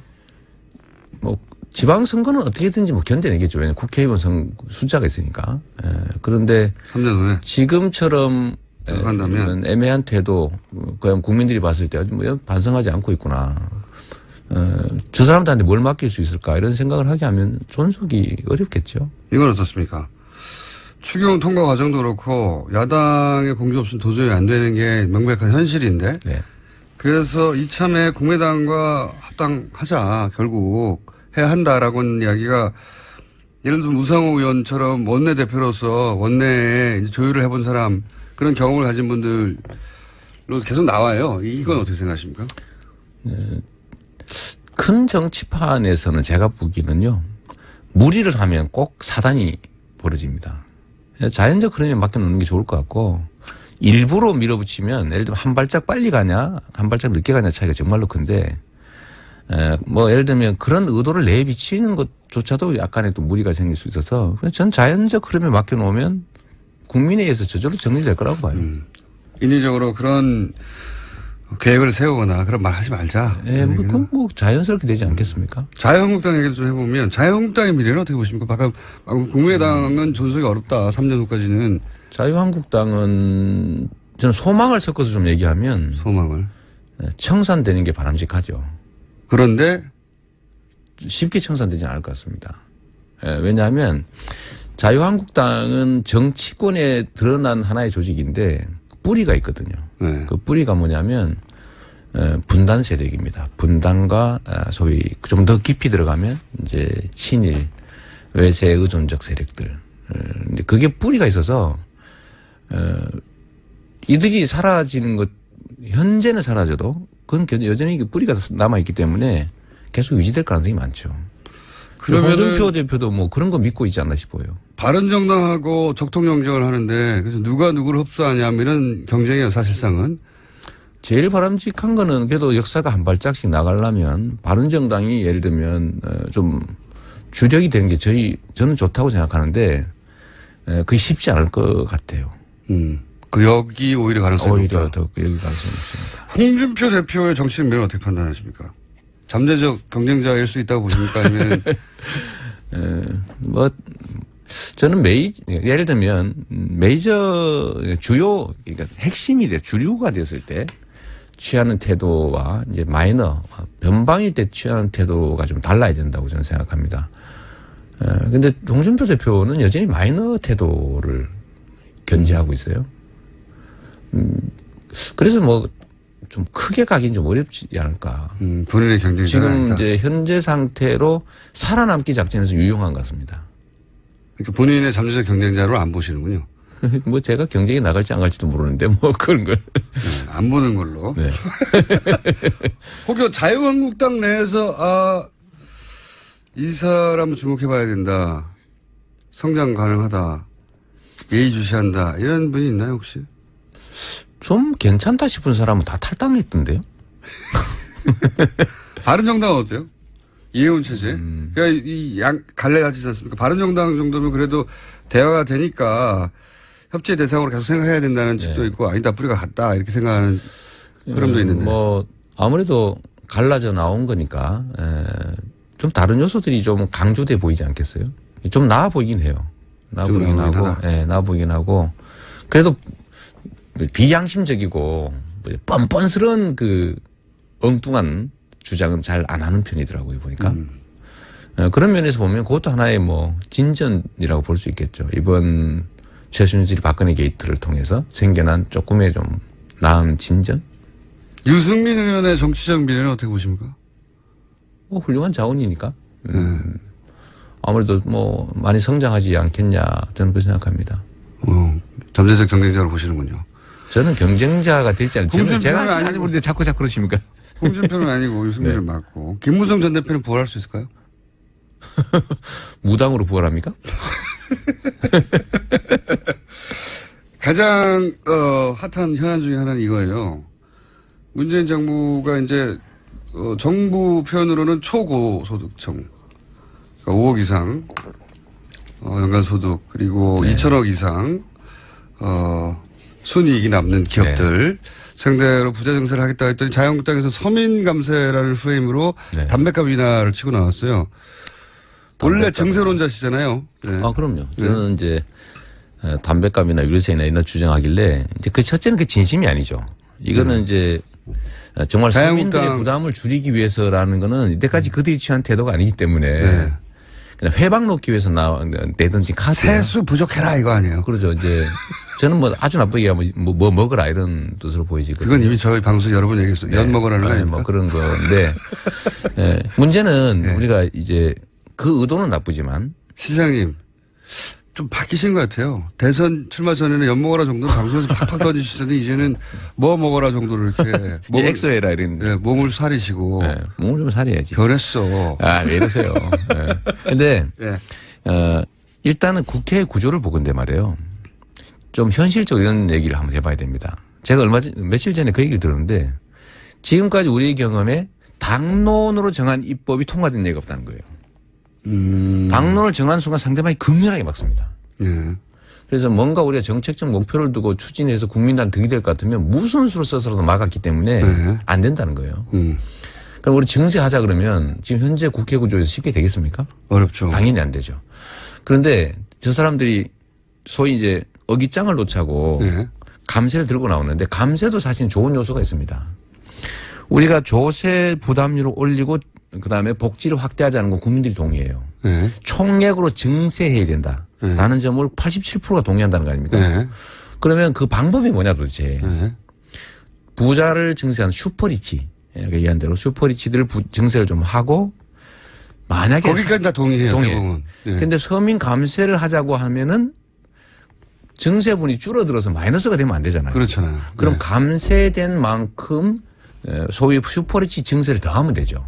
더하자. 자본소득 증세라든지 말하자면 담배값 인하 같은 것도 1조가 되면 네. 증세를 1조 더하면 되죠. 그러면 예를 들면 소득 격차를 해소하는 데 도움이 되죠. 뭐 대단한 비법이 있을 줄 알았더니 아니었고요. 아니죠. 아닌데 이걸 한번 생각해 보세요. 이쪽 줄이고 이쪽 더 올리자. 그럼요. 왜냐하면 자유한국당 입장에서는 저거 절대 포기 안 할 겁니다. 왜냐하면 공격거리가 되니까요. 그럼요. 네. 그렇기 때문에 국회는 원래 하나씩 주고받아야 되거든요. 그럼 네 것도 해줄게. 우리 것도 하자. 증세 우리 입장을 관찰해서 증세하고 너네 입장을 통해서 감세를 하되 총액을 증가시켜야 된다는 국민적 합의니까 그만큼 더 증세하자. 라고 논쟁이 막 벌어지면 그냥 너네 왜 전에 하고 말 바꿨니 하는 것보다는 훨씬 더 그 사람들 입장이 곤란해질 수 있죠. 그러니까 그러니까 그 서민 감세라고 목적은 그게 아니더라도 어쨌든 담배값 인하하다든지 이런 걸 치고 나오는데 그거를 그냥 무시하지 말고 그래 그럼 일부 받을 테니까 우리 거 받아라. 부자 증세도 더 받아라. 왜 주고받아야 되니까. 예. 국회는 현실적으로 국회 선진화법 때문에 과반수가 돼도 통과가 안 되지 않습니까? 그렇죠. 예. 그러니까 통과되는 방법은 저는 이런 생각까지 하는 거예요. 극단적으로. 지금 현재 상태로는 증세 먼저 하자 그러면 저 통과될 리가 없습니다. 현실을 인정해야죠. 예. 그래서 만약에 두 개를 동시에 바꿨다 1차적으로. 그래서 지금 현재 상태 유지된다는 거 아닙니까? 그러면 서민 감세를 한 만큼 예를 들면 부자 증세를 해놓으면 그것 자체도 이익이죠. 불평등 해소, 격차 해소에 도움이 되니까. 그리고 이 과정, 논쟁 과정에서 국민들이 어느 한쪽을 손을 들어줄 수밖에 없죠. 시장이 만약에 장관을 네. 하고 싶다고 시켜주지는 않겠지만 또 그런 팩트 지적을 하고 그래.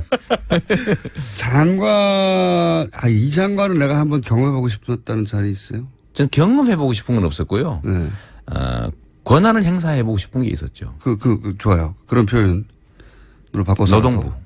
노동부. 네. 노동부 장관이 되면 어떻게 바꾸고 일단은 네, 노동 시간 줄이는 것은 네. 지금 현재 상태에도 할 수 있는 게 참 많습니다. 불법 예를 들면 52시간 초과는 철저하게 금지시키고 처벌하고 또 40시간 초과 근로에 대해서 철저하게 1.5배 임금 지급하게 하고 임금 체계가 지금 엉망진창이잖아요. 네. 그걸 제대로 지키게 하고 예를 들면 불법 파견 근로 대기업들이 주로 하고 있는데 아니 회사 안에 사장이 수백 명 있어요. 같은 회사 안에.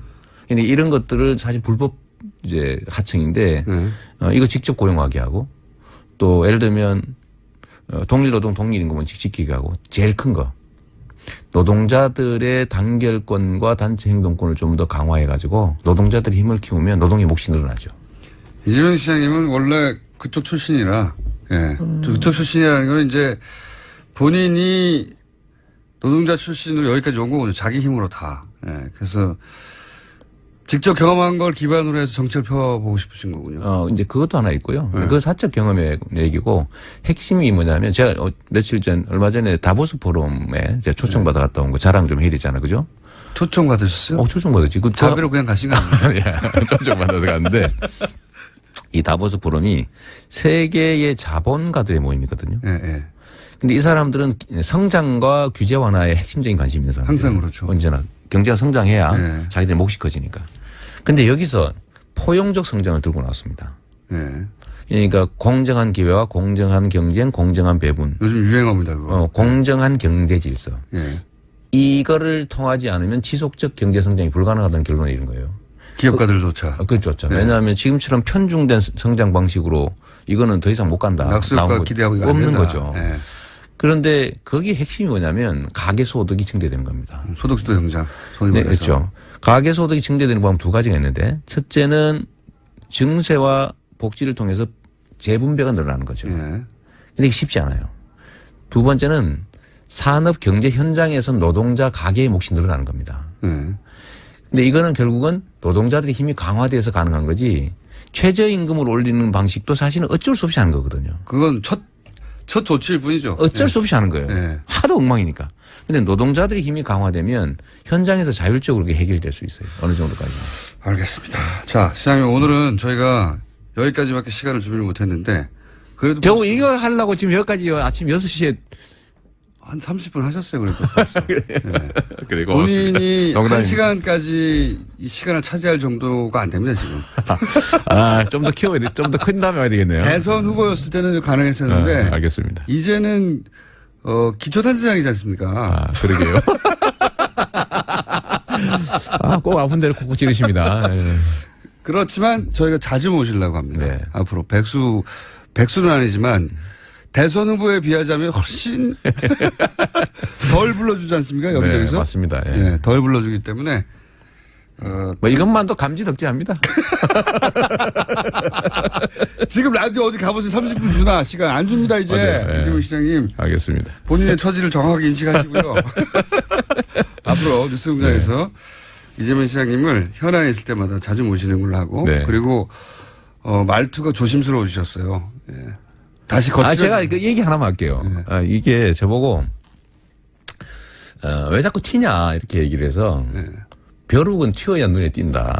그냥 튀어가지고는 이제 벼룩이 집행이 아니다. 안 된다. 이제는 안 튀어도 보인다. 제가 근데 예를 들면 가장 마지막 단계는 소가 되는 건데 네. 소가 튀면 어떻게 됩니까? 미친 소 되잖아요. 근데 아직 그거- 소까지는 안 했잖아요. 못 갔지. 네. 못 갔지만 지금 어디쯤 오셨습니까? 뭐 토끼 정도? 그럼 튀어주셔야죠. 네. 토끼는 튀지는 않습니다. 토끼가 튀면 문제가 생기는 거지. 오랜만에 나오셔가지고 자제를 많이 하신 것 같고요. 네, 다음에 자주 모셔가지고 토끼 이재명을 소개해드리도록 하겠습니다. 지금까지 감사합니다. 성남시장 이재명 시장이었습니다. 감사합니다. 네, 고맙습니다. 친절한 AS.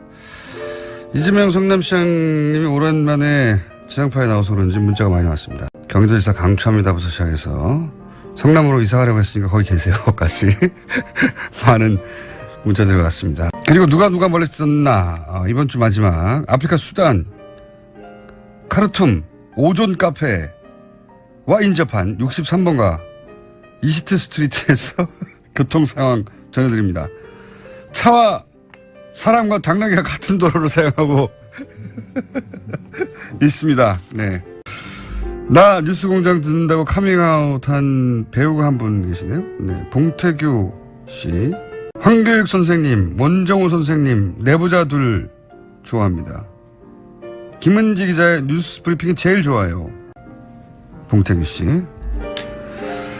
뭘 제일 좋아하는지는 궁금하지 않았습니다. 네. 여기까지 하겠습니다.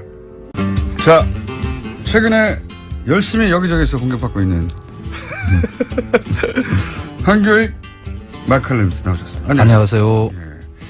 이게 벌써 한 3개월 지난 얘기인데요. 네. 그렇죠? 갑자기 혼밥 관련해가지고, 그때 이제 혼밥에 관한 얘기를 잠깐 하셨어요. 그러니까 이 맞아요. 혼밥이라는 트렌드가 있는데, 그건 뭐 취향일 수도 있는데 혼자 먹는 게. 근데 이걸 긍정적인 트렌드인 것처럼 포장하는 건 말이 안 된다, 이거. 그렇죠. 예. 제가 그 이야기를 들었던 그 핵심 내용은 네.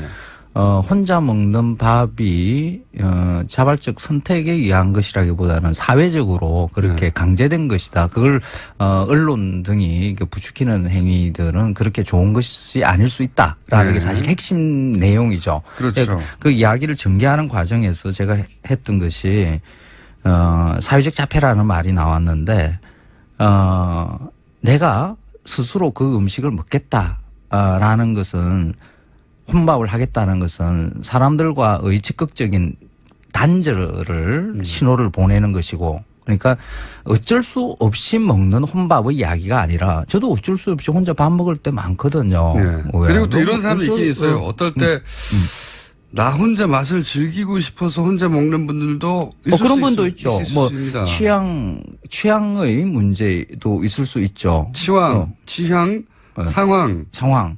뭐 네. 이럴 때의 혼밥을 이야기하는 것이 아니라 나는 혼밥만 먹을래 하는 네. 혹은 혼밥은 굉장히 세련된 거고 이건 핫한 트렌드고 이게 긍정적이고 바람직한 것으로 그렇죠. 포장되는 문화가 최근에 있는데 문화라기보다는 그런 트렌드가 있는데 그 사회적 흐름은 이거 문제다. 그렇죠. 그러니까 혼밥을 적극적으로 즐기는 그 과정에서 사람들과의 단절이 일어날 수 있다. 그 단절 일어나는 것을 흔히 그 이때까지의 말하는 방식을 그 자발적 고립이라고 이야기를 했어요. 그 사회학이나 뭐 이런 데서 이제 흔히 쓰는 말이죠. 그것은 지금 이제 자폐라는 표현을 하셨고 그렇죠. 또 그런 얘기 나중에 사회적 자폐도 얘기하고 그렇죠. 예. 고립 사회라고 지금 사회를 흔히 이제 이야기를 하는데 그 고립이라는 말은 조금 뭔가 고독 뭐 이런 뉘앙스를 풍기고 우리의 삶에 좀 긍정적인 의미를 가지고 있는 것처럼 이렇게 써요.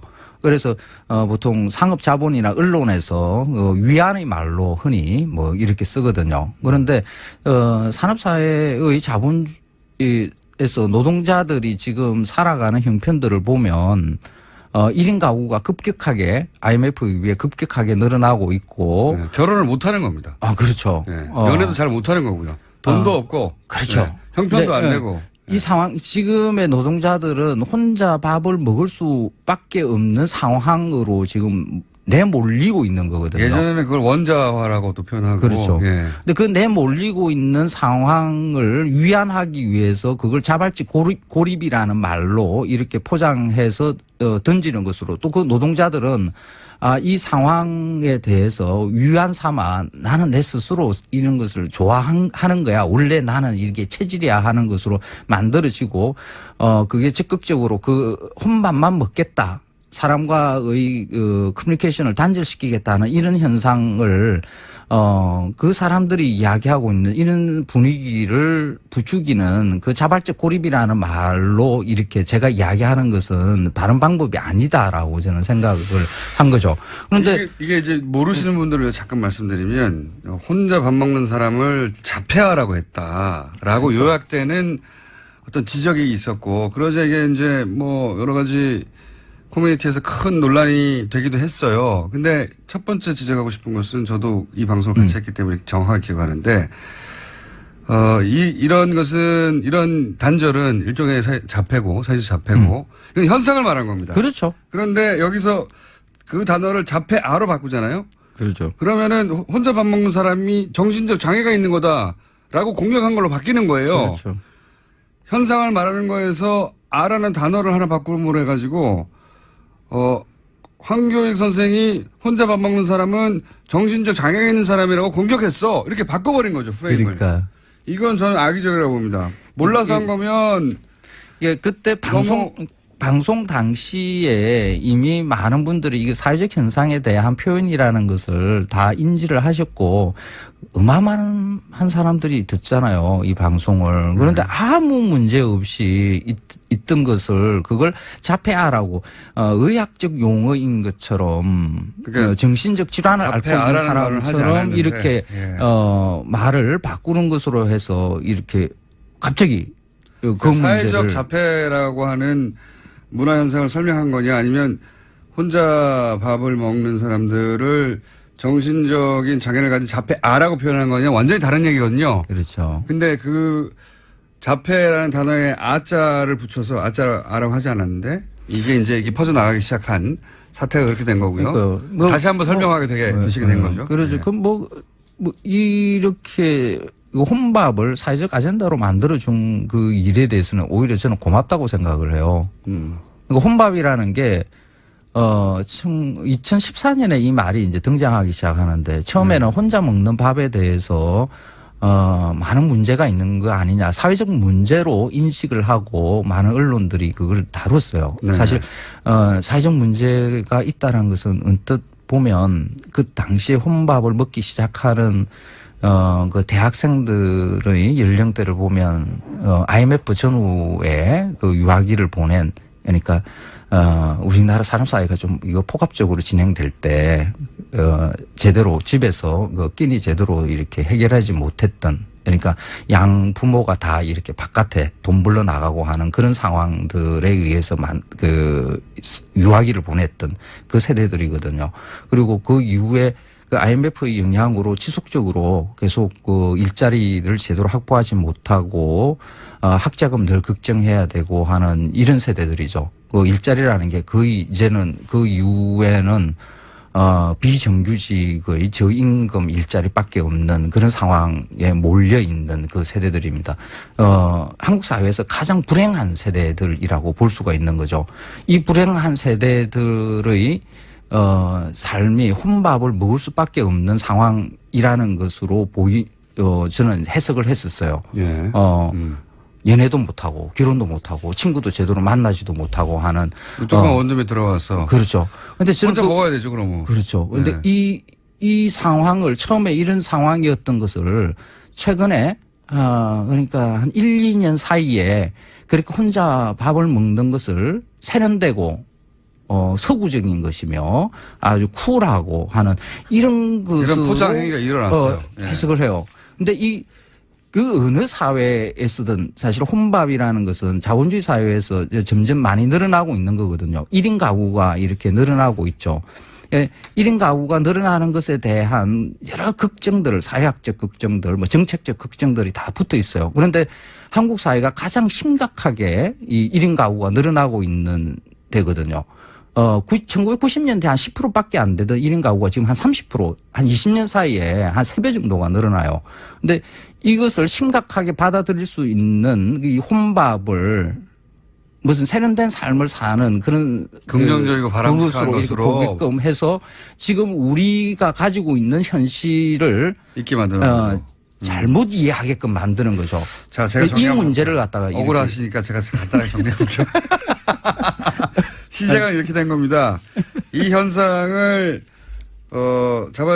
일종의 자폐적인 현상이다. 사회적 자폐적인 현상이라고 말씀하신 거를 자폐아로 단어가 바뀌면서 마치 혼자 밥 먹는 사람은 문제가 많은 사람, 정신적인 장애가 있는 사람으로 공격한 양 언론이 보도되면서 이게 촉발이 됐고 그런데 실제 취향이 그래서 원래부터 혼자 먹는 게 좋았던 사람은 옛날부터 있었으니까. 뭐 그런 분도 있어요. 그런 분들을 지적하거나 자유주의자들, 네. 이수적 취향이 강한 분들, 이런 분들은 혼자 먹는 그 자체를 혼자 즐겨하기 때문에. 예. 네, 저도 가끔씩 그런 짓을 하거든요. 그러니까 그런 분을 이야기하는 거예요. 아니고 이거는 사회적 현상으로서의 혼밥을 들여다봐야 되는 거죠. 그리고 사회적 현상. 상황이 마침 혼자서 혼자 먹는 사람을 비난하는 것도 아니고 그게 아니라 사회 구조적 문제로서 사실은 그렇고 싶지 않은데 혼자 먹게 되어버린 그런 이 세태에 대해서 그것을 불러일으킨 구조가 뭐냐 이걸 지적한 것 같다. 그렇죠. 이런 고립사 선생님 시간이 끝났어요. 그래요? 황교안 선생님이었습니다. 네, 고맙습니다. 다음 주에 뵙겠습니다. 안녕.